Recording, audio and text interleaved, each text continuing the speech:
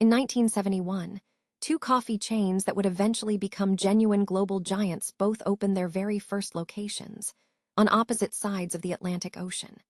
Starbucks opened its original store in Seattle's Pike Place Market, selling whole roasted coffee beans rather than brewed drinks to go, a detail that surprises many people today. That same year, brothers Bruno and Sergio Costa opened a small coffee roasting business in London that would eventually become Costa Coffee. Both started as tiny, single-location operations with absolutely no indication of the massive scale they'd eventually reach decades later. Dunkin', already founded back in 1950, and Tim Hortons, founded in Canada in 1964, were both already established regional chains by 1970, genuinely popular in their home markets, but still decades away from any serious international expansion.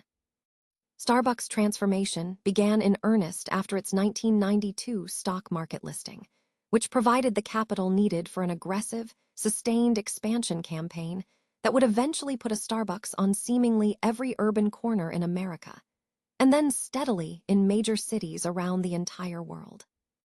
By 2020, Starbucks had grown to more than 32,000 locations globally, and today the chain sits comfortably at the very top of the entire industry, with nearly 34,000 stores and more than $36 billion in annual revenue, making it by far the largest coffee shop chain that has ever existed anywhere on the planet.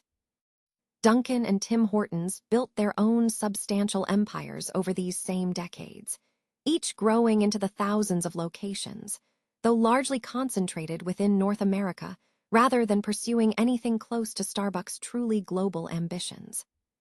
Costa Coffee took a more international path of its own, expanding steadily through Europe and eventually into China, before being acquired first by the British hospitality company Whitbread and then by Coca-Cola in 2019 for nearly $5 billion.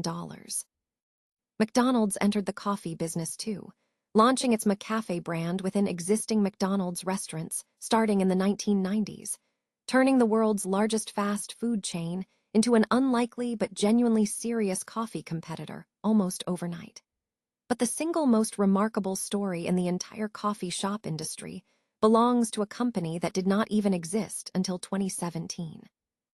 Luckin Coffee, a Chinese chain built around a mobile app first, often counterless ordering model, expanded so rapidly that it briefly appeared to be on track to challenge Starbucks directly within just a couple of years of launching.